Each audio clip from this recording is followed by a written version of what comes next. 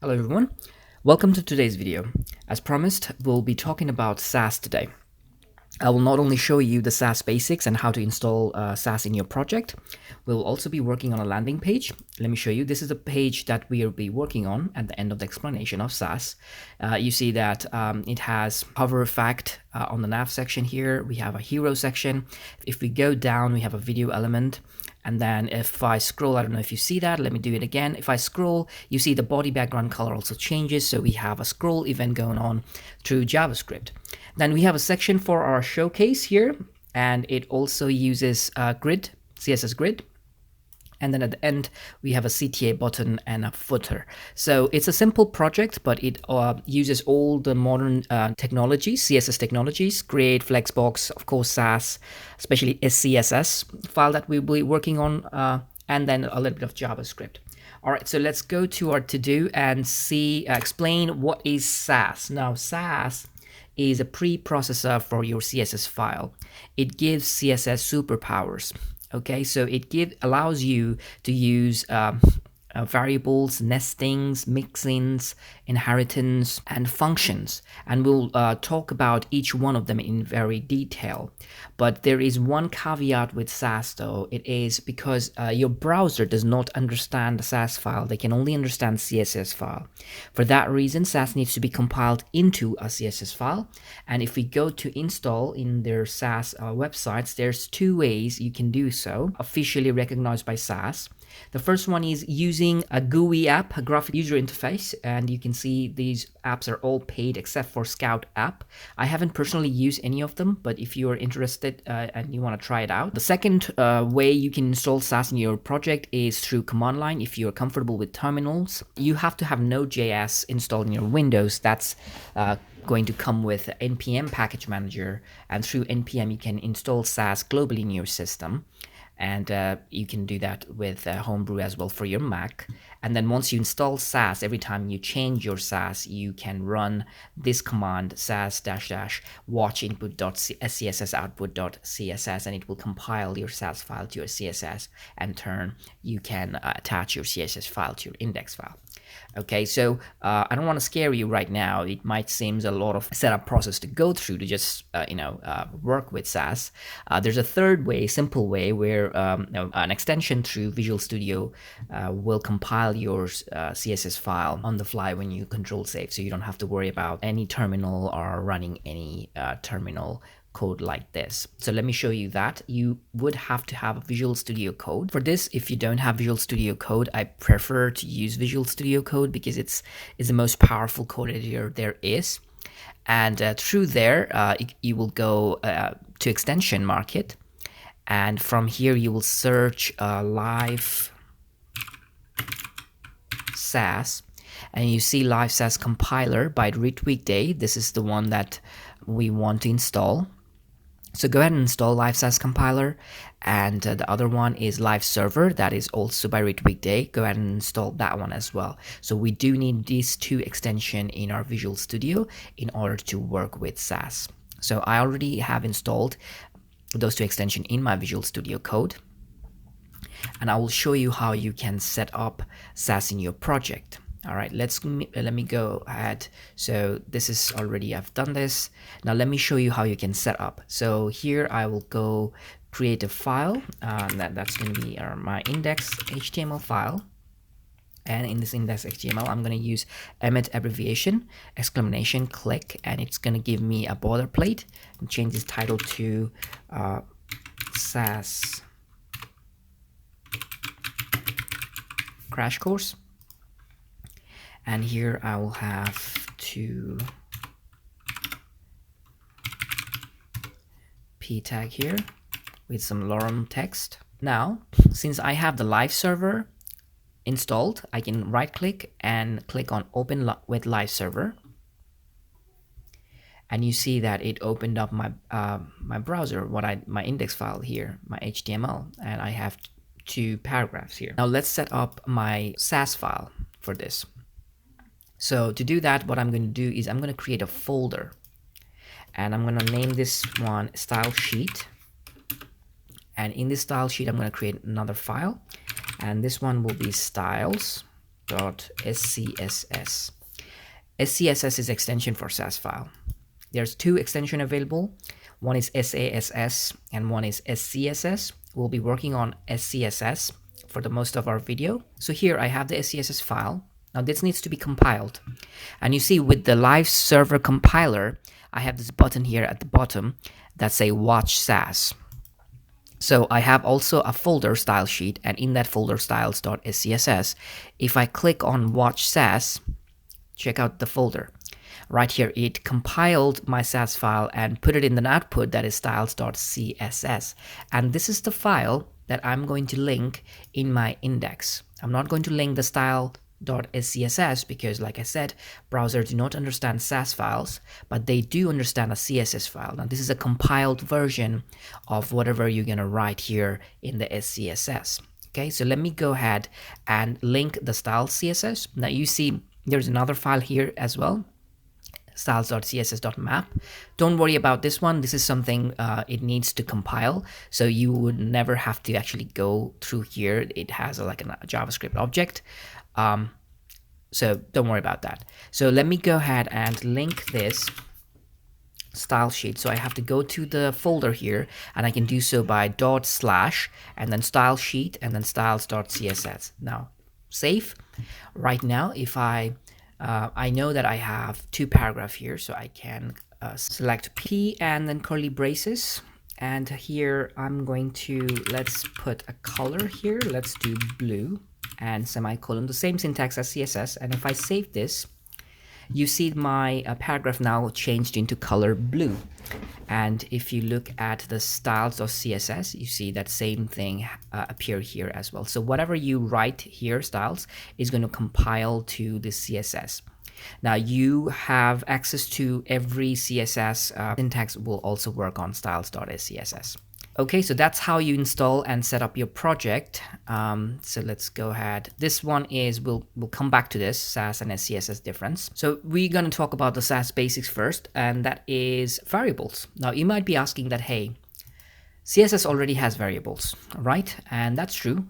SASS variables works a little differently than CSS variables, and I'm going to show you right now.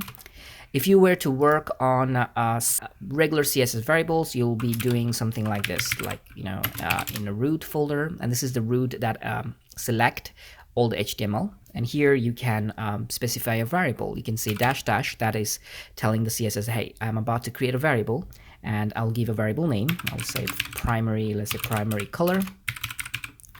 I'll say blue. And I'll create another.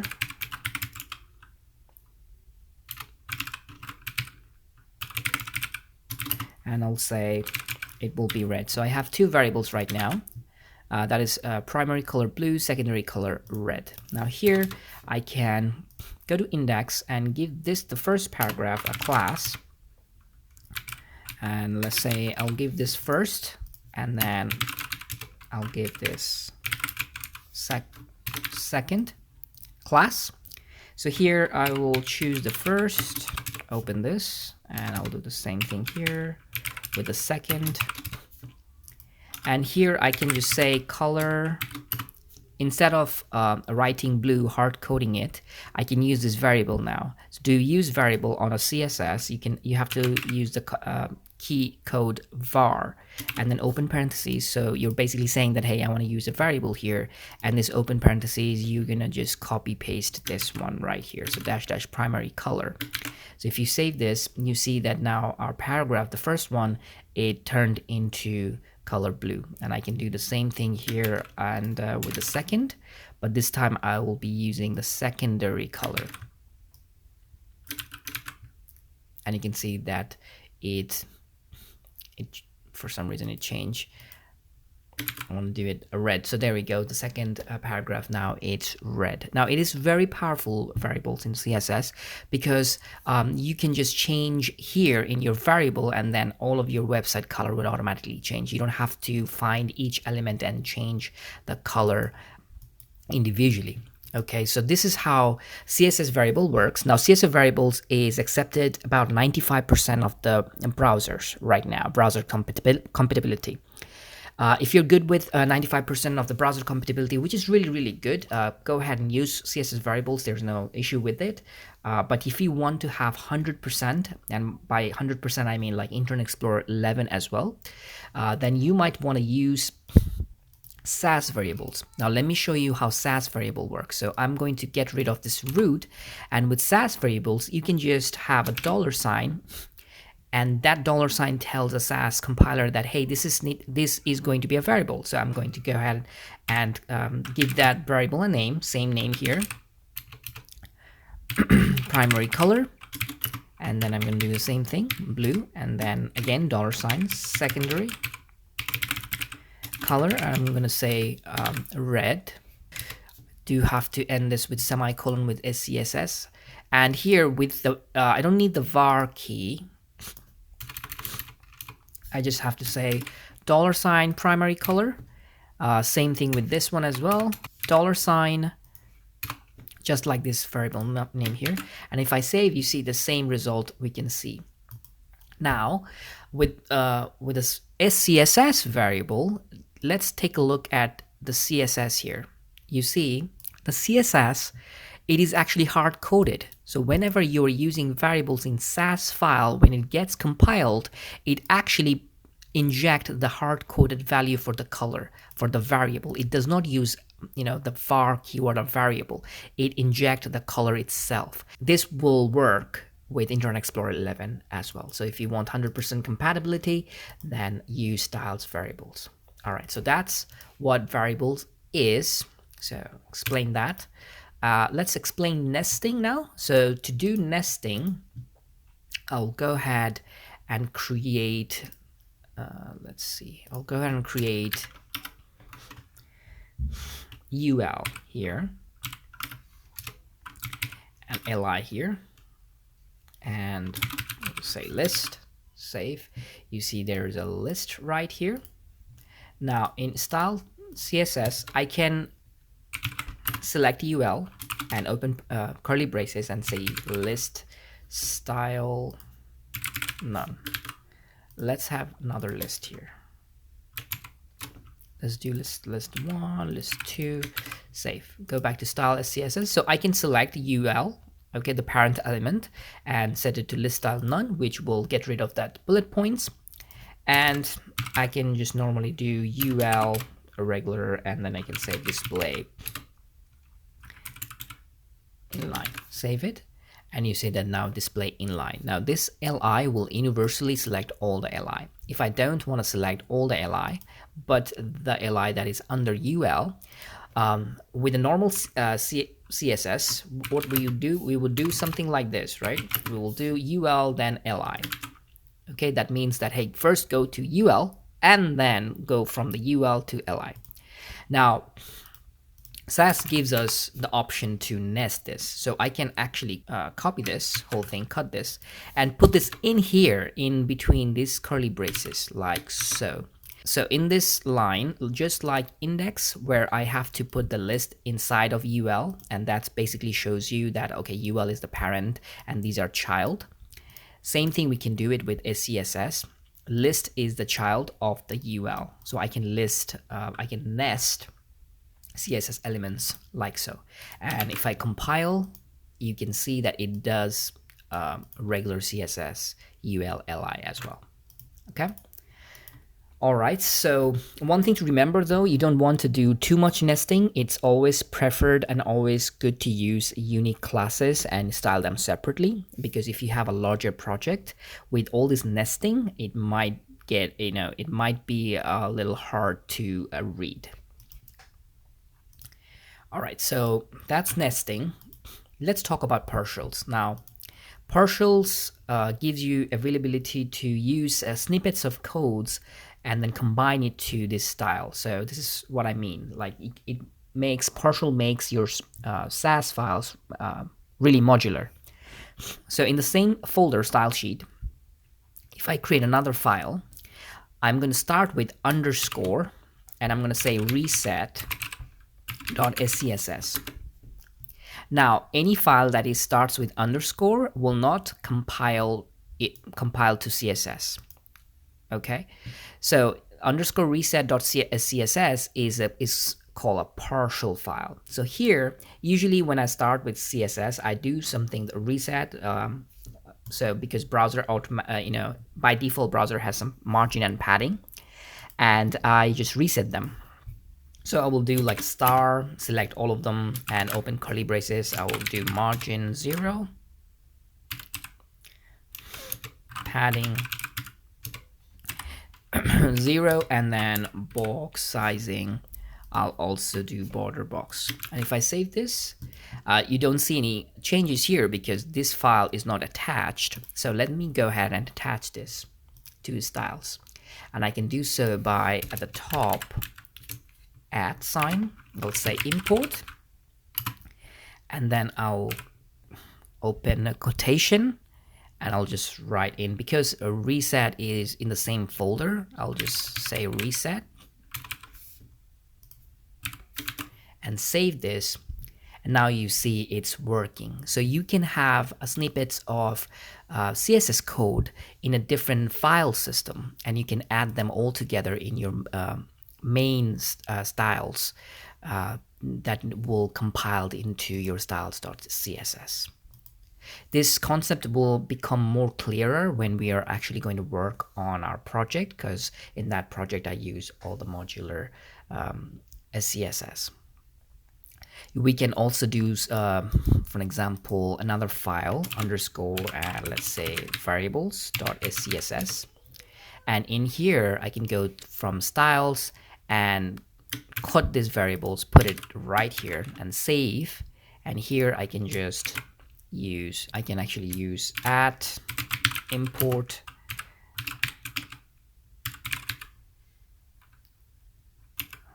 now I can do variables here. And you see that it has the same exact result. So I can have my variables in a separate folders, I have my resets on a separate folder. So I'm in files. So I can actually have each component, each element, and I can style them separately. Now, okay, so that's partials. Now let's talk about mixins. Now mixin is, to do mixins, let me create a div with a class of container. And here, let me do an h1, let's say brand. Let me create a list here. Let's say home. This is just a simple markup for a nav. And I will say contact. So if I save this, you see that we got the brand, we got the home, about, contact here. I'm going to go to the styles, get rid of this because I don't want to globally style them. So it looks like this. So first thing I'm going to do, I'm going to call container and give this a border of 1 pixel, solid black, so you can see what nav we're working on currently, just for visual effect here.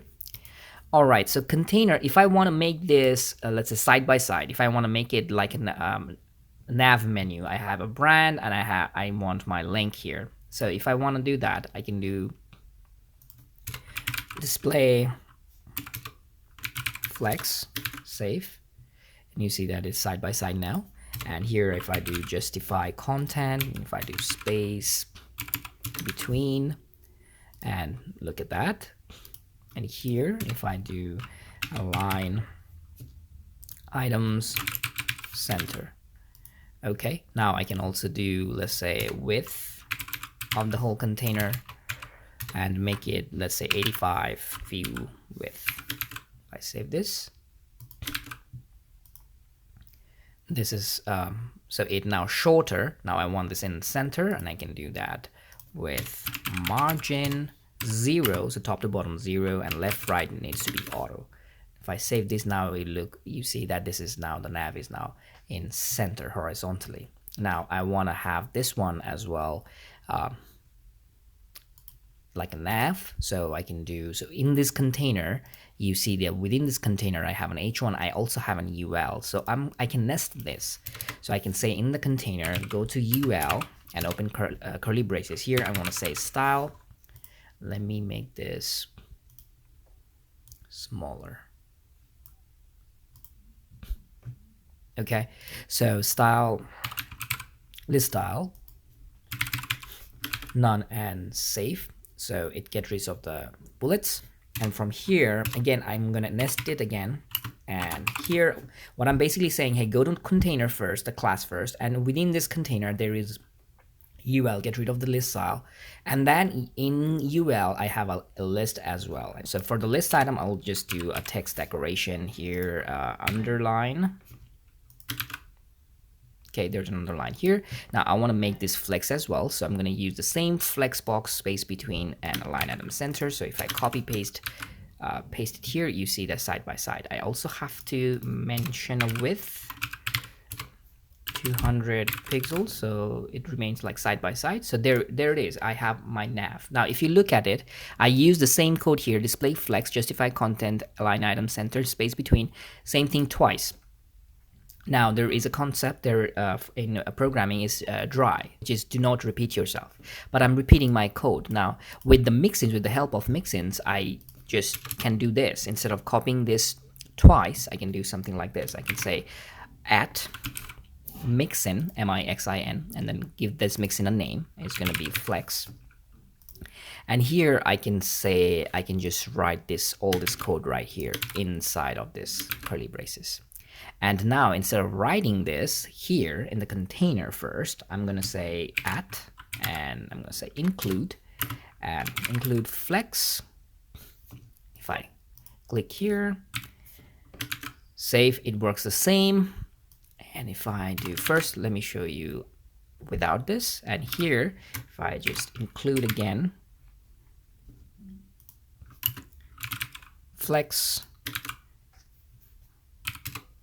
save, you see that same exact effect we are having without writing all this display flags twice. So every time, so if I'm already defining my mixin flex, every time I need this flags, justify content, align items, I can just include flags in whichever element I want to. So it's a very handy feature we can use in our SASS file. So that's mixins. Now extend is similar to mixins, but let me just copy.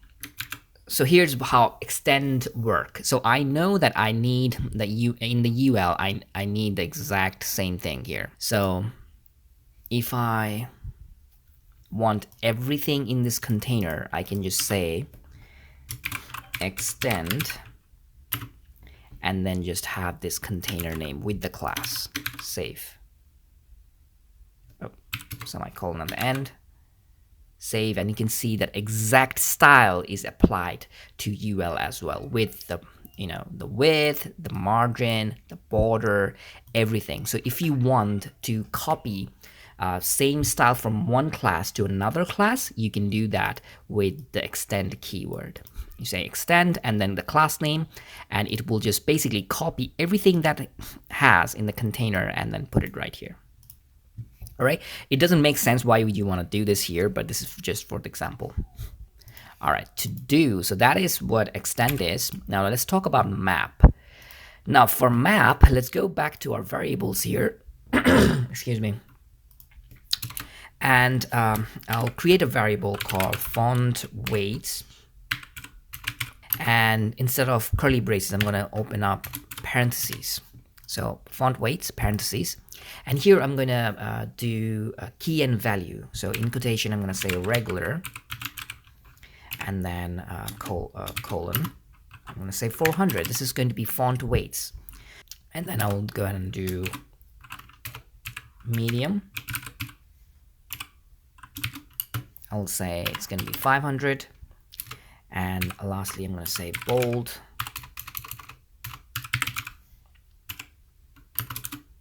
And it's going to be 700.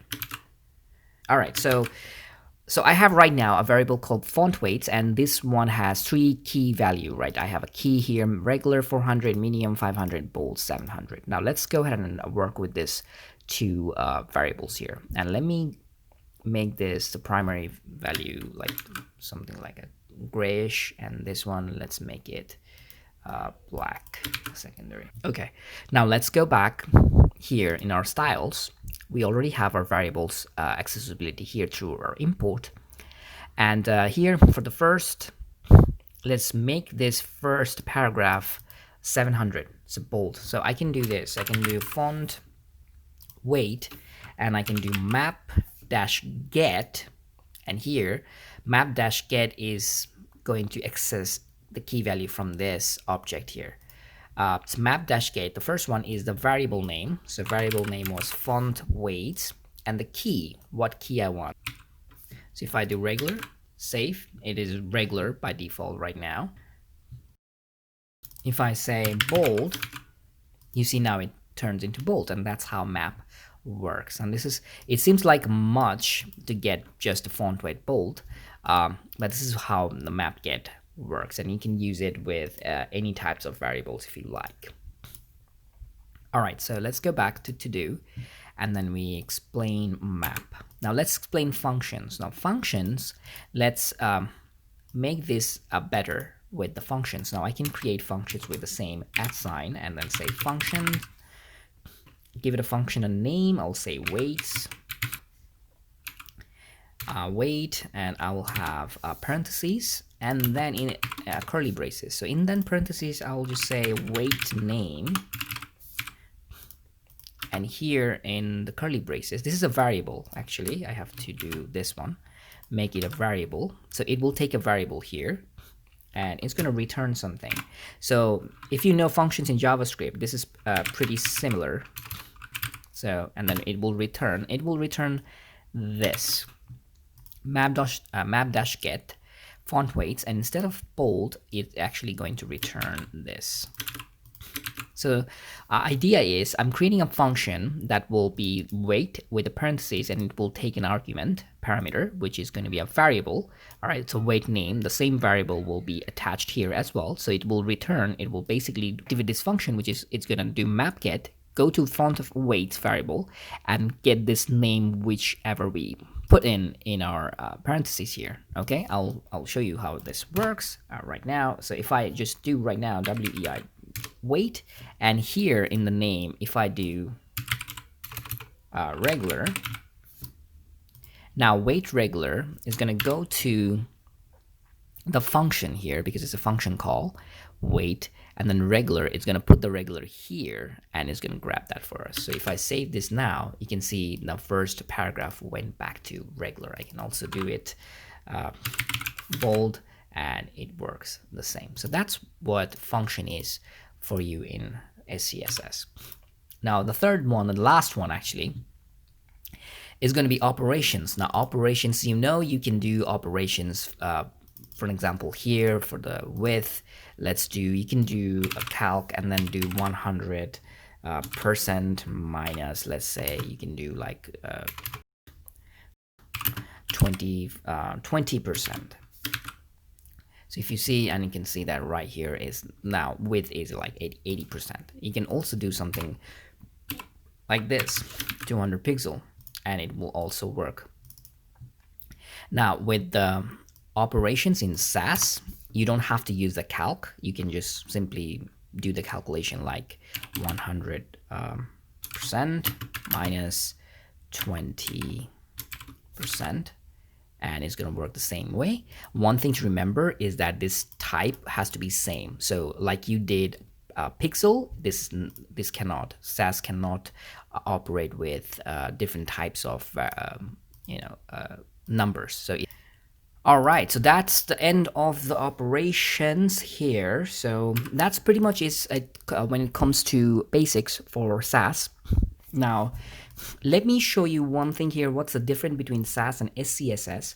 For that, I am actually gonna go to, let me go ahead in sassmeister.com. This is a playground for SASS, and here, SASS and SCSS, the difference is aesthetics.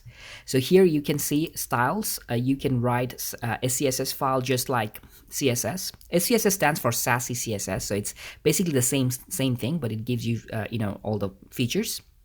SASS makes writing CSS more efficiently and more quickly. So what they did is they basically got rid of this curly braces and the semicolon at the end. So if I write here, so let's say list style. So this is SCSS, and you see that this is compiled to this regular CSS. Now, if I change that to SASS, you see that it automatically converts my SCSS to SASS, which is it does not require any curly braces. It requires the indentation. Indentation tells the compiler that, hey, this list style is the property value for this parent UL. So indentation, instead of curly braces, it uses indentation. And then at the end, you don't need any semicolons. And that's the only difference between SASS and SCSS. If you prefer this look right here without curly braces and semicolons, if curly braces and semicolons bothered you, then you definitely can use SASS, but you have to keep in mind if you are not indenting correctly, it's going to give you error. So it comes down to preference, which one you want to use, but you have both availability here. If you want to use SASS, then you have to use .SASS extension. All right, so that's with explaining the basics with SASS and how you can install it in your project.